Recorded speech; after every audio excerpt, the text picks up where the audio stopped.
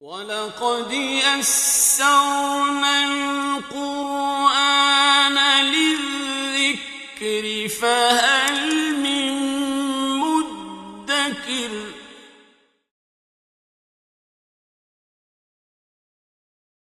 بسم اللہ الرحمن الرحیم صاد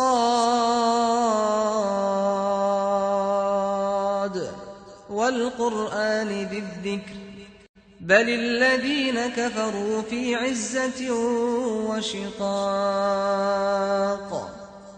کم اہلکنا من قبلهم من قرن فنادوا ولا تحین مناص وعجبوا ان جاءهم منذر منهم وقال الكافرون هذا ساحر كذاب أجعل الآلهة إلها واحدا إن هذا لشيء عجاب وانطلق الملأ منهم أن امشوا واصبروا على آلهتكم إن هذا لشيء يراد ما سمعنا بهذا في الملة الآخرة إن هذا إلا اختلاق أأنزل عليه الذكر من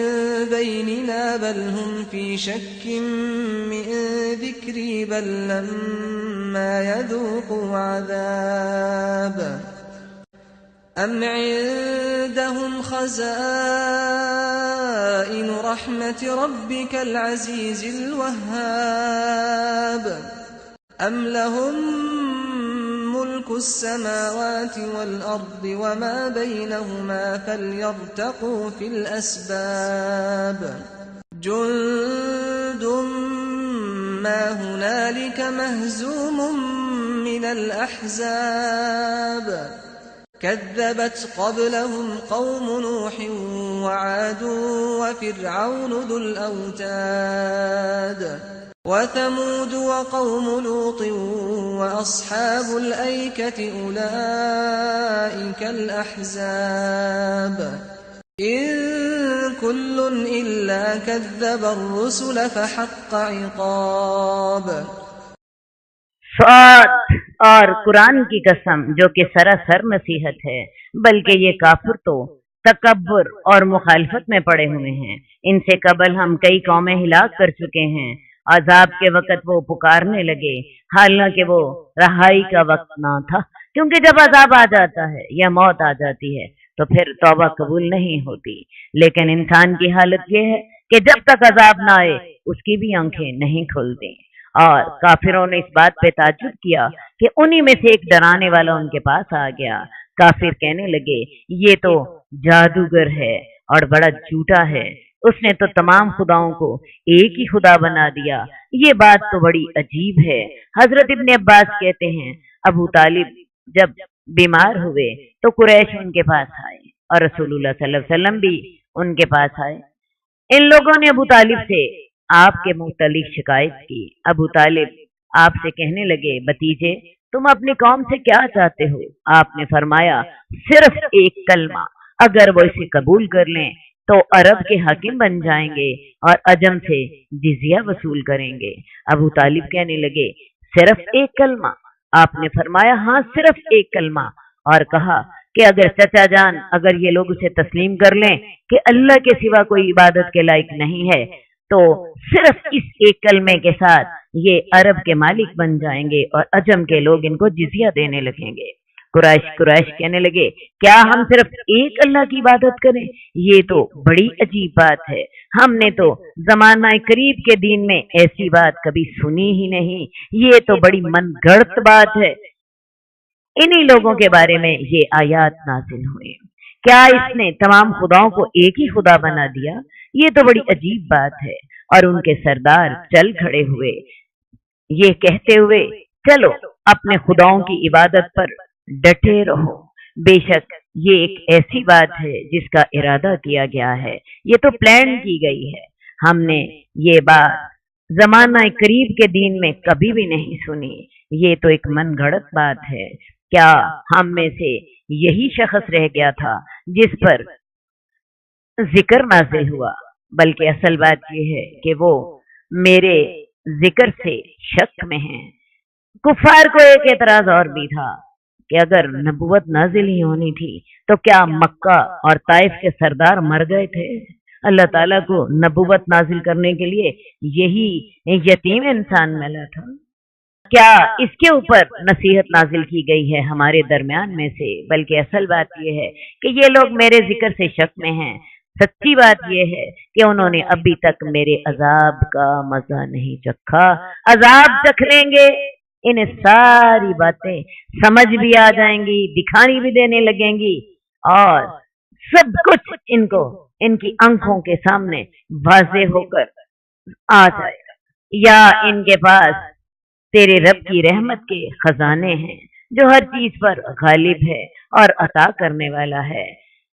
या उनके लिए जमीन और आसमान की बादशाही है, या उनके जो कुछ उसके दरमियान है। अच्छा, अगर ऐसा ही है तो ये आसमान के रास्तों पर चढ़ जाएं। ये तमाम लश्कर जो यहाँ मौजूद हैं ये शिकस्त खाएंगे, और ये तमाम लश्कर जो यहाँ मौजूद हैं ये गिरोहों में से शिकस्त खा जाएंगे।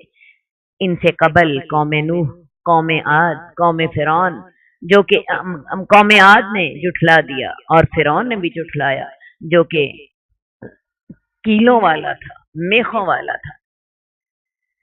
ये तमाम लोग जो कि इस वक्त रसूलुल्लाह सल्लल्लाहु अलैहि वसल्लम की मुखालफत कर रहे हैं, ये तमाम लोग शिकस्त खाएंगे। ये एक वाज़ेह पेशीन गोई थी जो कि कुरान ने उस वक्त की जबकि ऐसे कोई हालात सामने थे। और ये पेशीन गोई बदर के मैदान के बाद से जूं पूरी होनी शुरू हुई कि रसूलुल्लाह सल्लल्लाहु अलैहि वसल्लम के वफात तक तमाम अरब पर आपका कब्जा हो चुका था, आपकी हुकूमत कायम हो चुकी थी। इनसे कबल भी कौम नूह ने जुठलाया, कौम आद ने जुठलाया, फिरौन ने जुठलाया जो कि कीलों वाला था। फिरौन को जुल औताद इसलिए कहते थे कि जिसको फांसी देता था उसके हाथ और पांव में कीले जड़ देता था। और कौम समूद ने जुठलाया, कौम लूत ने जुठलाया, और ऐका वालों ने भी, ऐका वाले हजरत शुएब की कौम के लोग हैं। ये तमाम लोग भी बड़े बड़े लश्कर थे। इन तमाम ने रसूलों को जुठलाया तो इन पर मेरा अजाब वाजिब हो गया। ये लोग बस एक चीख के मुंतजर हैं जिसमें कोई वक्फा नहीं होगा। अहले मक्का के मुकाबले में ये पुरानी कौमें ज्यादा जबरदस्त थी, ज्यादा बड़ी उम्रें थी, ज्यादा ताकत वाले थे, इनकी तहजीबें बहुत ज्यादा तरक्की याफ्ता थी। लेकिन जब इन्होंने अल्लाह की नाफरमानी की तो अल्लाह ताला ने इनको गाजर मूली की तरह काट के रख दिया। ए कुफारे मक्का, तुम भी होश करो। ये लोग तो सिर्फ एक चीख के मुंतजर हैं जिसमें कोई वक्फा ना होगा। और ये लोग कहते हैं, ए रब हमारा अजाब का हिस्सा हमें यौम हिसाब से पहले ही दे दे। आप इस बात पर सब्र कीजिए जो लोग ये कहते हैं, और हमारे बंदे दाऊद को याद कीजिए जो बड़े ताकत वाले थे और वो बड़ा रजू करने वाले थे।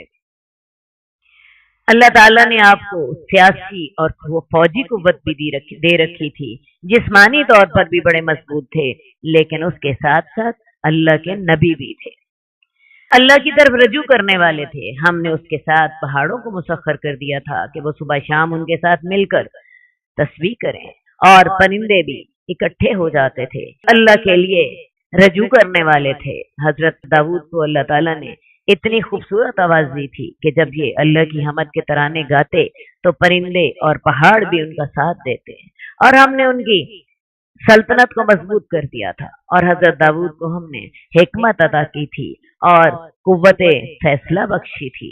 क्या तेरे पास उस मुकदमे की खबर पहुंची है जब दीवार फांद कर लोग मेहराब तक आ पहुंचे थे? जब वो दाऊद के पास पहुंचे, हजरत दाऊद उन्हें देखकर घबरा गए। वो कहने लगे, तुम ना डरो, ये हम दो झगड़ा करने वाले हैं, हम में से एक ने दूसरे के ऊपर ज्यादती की है, आप हमारे दरमियान हक के साथ फैसला कीजिए। اور زیادتی نہ کیجیے اور ہمیں سیدھے راستے کی طرف ہماری رہنمائی کر دیجیے۔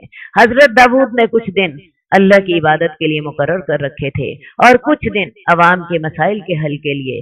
جس دن عبادت کرتے اس دن کسی کو ان سے ملنے کی اجازت نہ ہوتی۔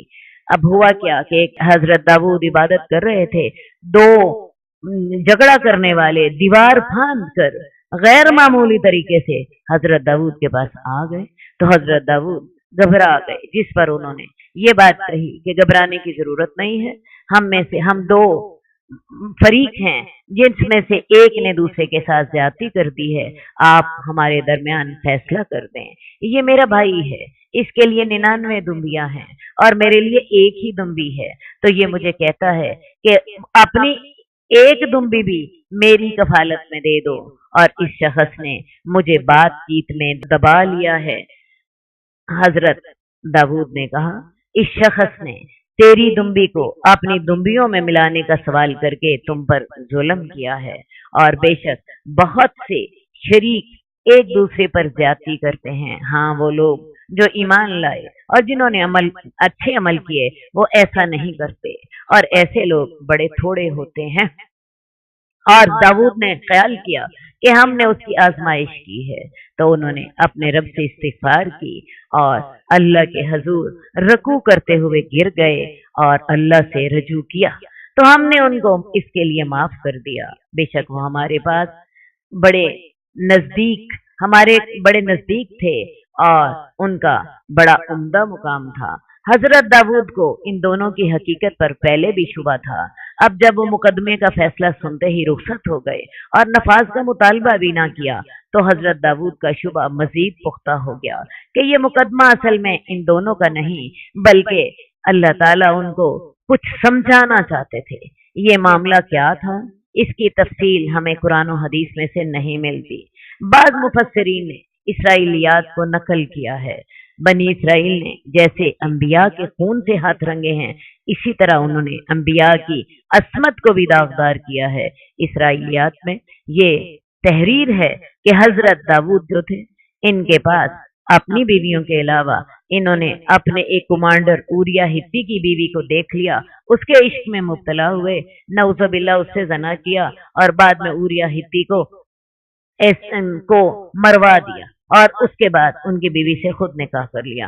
حضرت علی جو تھے وہ تو یہاں تک کہا کرتے تھے کہ جس نے حضرت داؤد پر یہ تہمت لگائی میں اسے 160 کوڑے لگواؤں گا، کیونکہ نبی پر تہمت لگانے کی سزا عام انسان سے دگنی تو ہونی چاہیے۔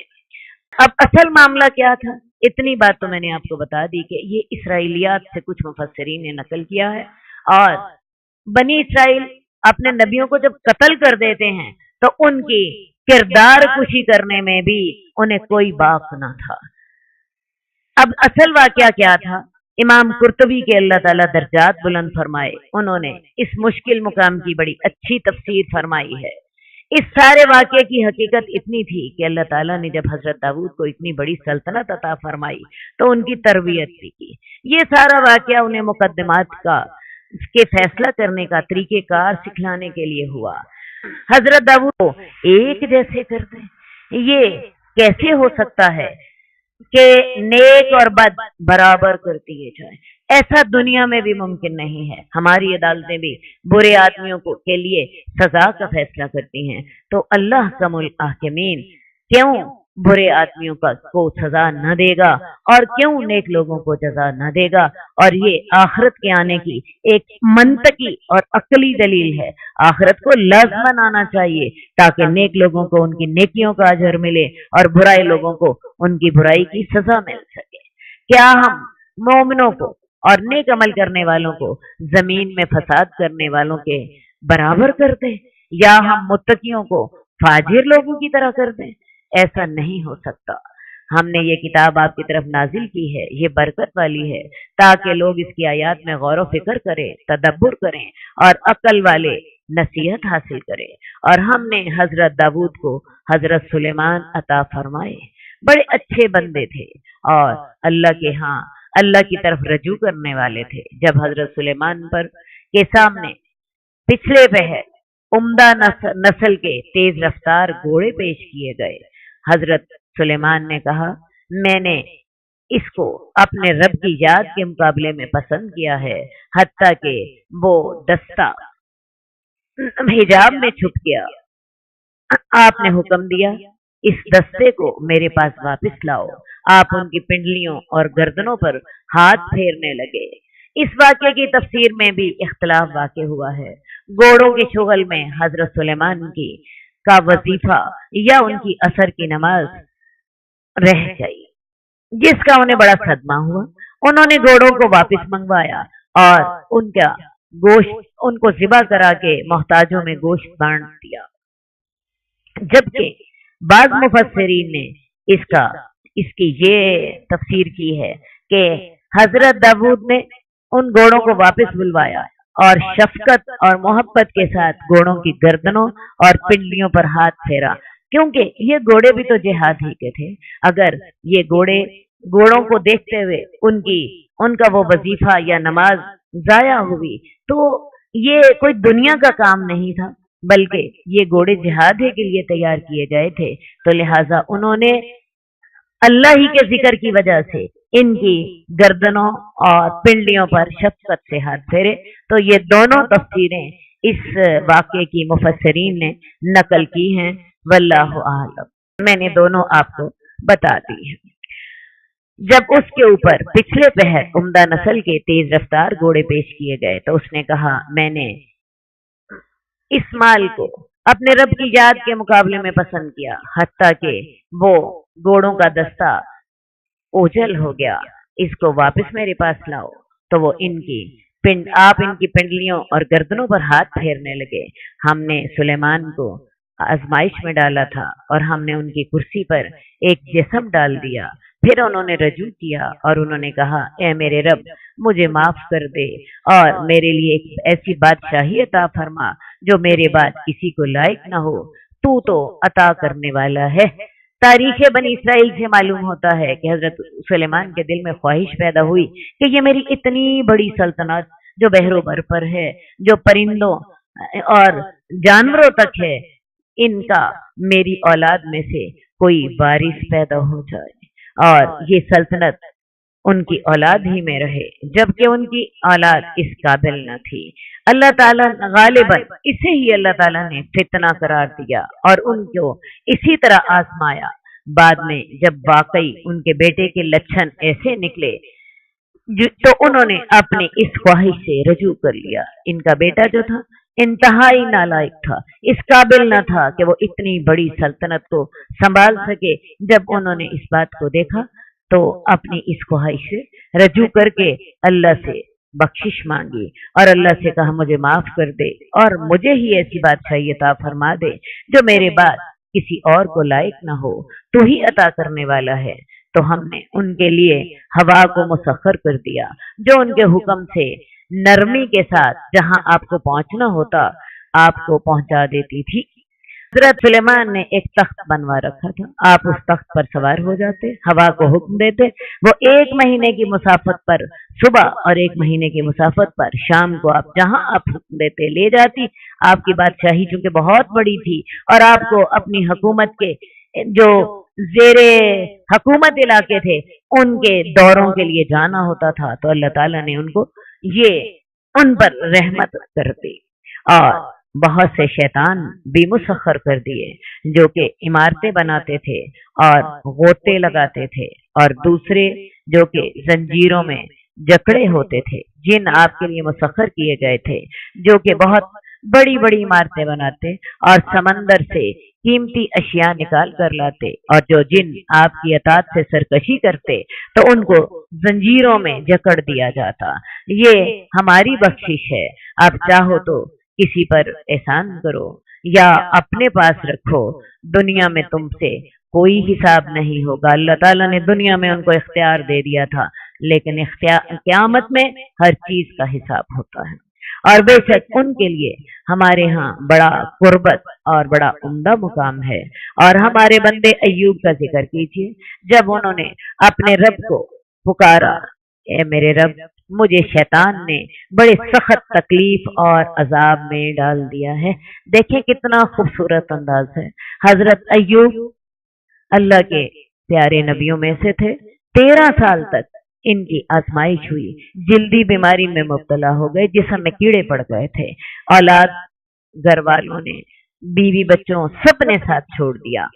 اللہ کو پکارتے ہیں اور یہ نہیں کہتے کہ اللہ تعالیٰ تو نے مجھے بیماری میں مبتلا کر دیا ہے، کہتے ہیں کہ اللہ مجھے شیطان نے تکلیف اور عذاب میں ڈال دیا ہے، شیطان مجھے اللہ تعالیٰ اس بیماری کے بارے میں مجھے پریشان کرتا ہے اور مجھے تیری ناشکری پر آمادہ کرتا ہے، مجھے اس بات کی تکلیف ہے، میں چاہتا ہوں کہ اس بیماری کے باوجود اللہ تیرا شکر گزار رہوں اور اس بیماری پر میں صبر کروں، لیکن یہ شیطان میرے دل میں مایوسی اور ناشکری کے جذبات ڈال کر یہ مجھے پریشان کر رہا ہے، مجھے اس نے اصل میں تنگ کیا ہے۔ اللہ تعالیٰ مجھے تیرے سے کوئی شکایت نہیں ہے، بے شک مجھے شیطان نے تکلیف اور عذاب میں ڈال رکھا ہے۔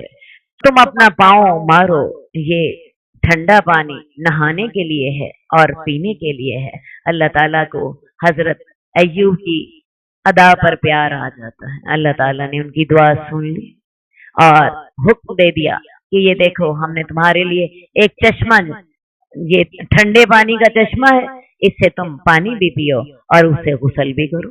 حضرت ایوب نے اسی چشمے سے پیا بھی اور نہائے بھی، تو یہ پانی ان کی جلدی بیماریوں کے لیے مفید تھا۔ اللہ تعالیٰ نے پہلے کی طرح جسم چاندی کی طرح صاف کر دیا اور ہم نے ان کو ان کے گھر والے اور ان جیسے عطا کر دیے۔ یہ ہماری رحمت تھی۔ ان جیسے اور بھی جتنی مال اور اولاد پہلے تھا اب اسے اللہ نے دگنا عطا فرما دیا۔ یہ ہماری طرف سے رحمت تھی اور عقل والوں کے لیے اس میں نصیحت تھی۔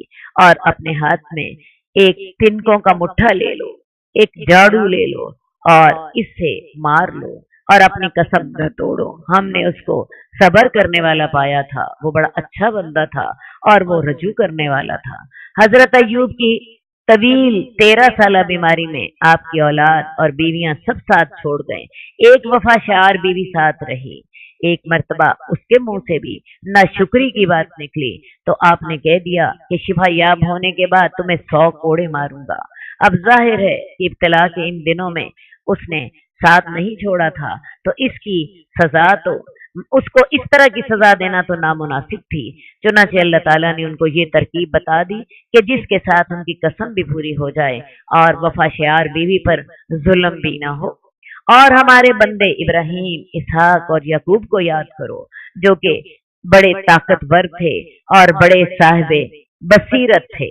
ہم نے ان کو خالص صفت کی بنا پر اپنے لیے خالص کر لیا تھا اور وہ آخرت کی یاد تھی۔ ہمارے ہاں وہ یقیناً نیک اور برگزیدہ بندوں میں سے تھے۔ اسماعیل، یسع اور ذوالکفل کو بھی کبھی ذکر کیجئے، یہ تمام نیک لوگ تھے۔ حضرت یسع اور حضرت ذوالکفل کے بارے میں آپ کو تھوڑا سا بتا دوں۔ حضرت اسماعیل تو مکہ میں بیچے گئے تھے، آپ حضرت ابراہیم کے بیٹے ہیں اور انہی کی اولاد میں سے ہیں۔ حضرت یسع حضرت الیاس کے نائب اور خلیفہ تھے۔ ذوالکفل جو ہیں یہ بھی ایک نبی تھے اور یہ حضرت یسع کے خلیفہ تھے اور شام میں تبلیغ کرتے تھے۔ اسماعیل کا ذکر کیجئے، یسع کا ذکر کیجئے اور ذوالکفل کا ذکر کیجئے، یہ تمام نیک لوگوں میں سے تھے۔ یہ ذکر ہے اور متقین کے لیے تو اچھا ٹھکانہ ہے۔ ہمیشگی کے باغات ہیں جس کے دروازے ان کے لیے کھلے ہوں گے، وہ اس میں تکیہ لگائے ہوں گے، وہ وہاں بہت سے لذیذ میوے اور شراب طلب کریں گے۔ ان کے پاس نیتی نگاہوں والی حوریں ہوں گی اور جو کہ ان کی ہم عمر بھی ہوں گی۔ یہ وہ چیزیں ہیں جن کا یوم حساب کے لیے وعدہ کیا جا رہا ہے۔ بے شک یہ ہمارا رزق ہے جو کبھی ختم نہ ہوگا۔ یہ تو تھا منتقیوں کا انجام، اور سرکشوں کے لیے برا ٹھکانہ ہے کون سا جہنم، اس میں داخل ہوں گے تو یہ بہت بری جگہ ہے، یہ اب اس کا انجام چکھو۔ کھولتا ہوا پانی اور پیپ اور ایسی ہی بہت سی دوسری اسی طرح کی کہ بہت سے دوسرے عذاب، جس طرح جنت کی نعمتوں کی پوری صفت دنیا میں بیان نہیں ہو سکتی، نہ سمجھی جا سکتی ہے، اسی طرح جہنم کی سزاؤں کو بھی پوری طرح سمجھنا انسان کے لیے ممکن نہیں ہے۔ اللہ تعالیٰ نے جو جہنم کی سزائیں بتائی ہیں، یہ ساری وہ ہیں جن کو انسان اپنے چھوٹے سے دماغ کے ساتھ سمجھ سکتا ہے۔ آگ ہوگی، 70 گنا زیادہ جسم بڑھا دیے جائیں گے، کھولتا ہوا پانی پینے کے لیے ہوگا، پیپ ہوگی، اسی طرح کانٹے دار زقوم کا جو ہے کھانا ہوگا۔ اس کے علاوہ بھی اللہ تعالیٰ نے اس طرح کے بہت سے اور عذاب رکھے ہوں گے جن کو آج انسان نہیں سمجھ سکتا۔ جب وہ دوزخ میں ڈالا جائے گا تو تب ان عذابوں کو دیکھے گا اور ان عذابوں کو سمجھے گا۔ یہ لشکر تمہارے ساتھ گھستا چلا آ رہا ہے، اس کو کوئی مرحبا نہیں، یہ جہنم میں گھس رہے ہیں۔ وہ کہیں گے بلکہ تمہارے لیے کوئی مرحبا نہیں، تم نے ہی اس عذاب کو ہمارے لیے آگے بھیجا تھا، تم ہی اس عذاب کو کی وجہ بنے تھے۔ تو یہ بڑی بری قرار کی جگہ ہے۔ قیامت والے دن مجرمین کو جو عذاب ہو رہے ہوں گے، ان میں سے ایک عذاب یہ بھی ہوگا کہ دوزخ میں رہنے والے ایک دوسرے سے دشمنی کریں گے، ایک دوسرے کو لعنت ملامت کریں گے اور ایک دوسرے سے جھگڑا کریں گے۔ وہ کہیں گے اے رب ہمارے، جو بھی ہمارے لیے اس عذاب کی وجہ بنا اس کو دوزخ میں دگنا عذاب دے دے۔ اور وہ کہیں گے کیا ہے، ہمیں وہ آدمی نظر نہیں آتے جنہیں ہم برے لوگوں میں شمار کرتے تھے؟ اشارہ کمزور اور فقیر مسلمانوں کی طرف ہے جن کے ساتھ یہ لوگ بیٹھنا بھی گوارا نہیں کرتے تھے، بلال حبشی جیسے، صہیب رومی جیسے اور عمار بن یاسر جیسے لوگ۔ کیا بات ہے آج وہ ہمیں نظر کیوں نہیں آ رہے؟ کیا ہم نے ان کا مذاق اڑایا تھا؟ کیا اب ہماری آنکھیں ان سے پھر گئی ہیں؟ کیا بات ہے وہ ہمیں نظر کیوں نہیں آ رہے؟ حالانکہ حقیقت یہ تھی کہ وہ لوگ جہنم میں تو تھے ہی نہیں، ان کو تو اللہ تعالیٰ نے ان پہ رحمت کر کے ان کو جنت میں بلند مرتبے عطا فرما دیے تھے۔ بے شک یہ بات برحق ہے کہ جہنمی لوگ اسی طرح آپس میں جھگڑتے رہیں گے۔ اللہ تعالی ہمیں ہدایت کی توفیق عطا فرمائے۔ قد خصك الرحمن بالفضل والتيجان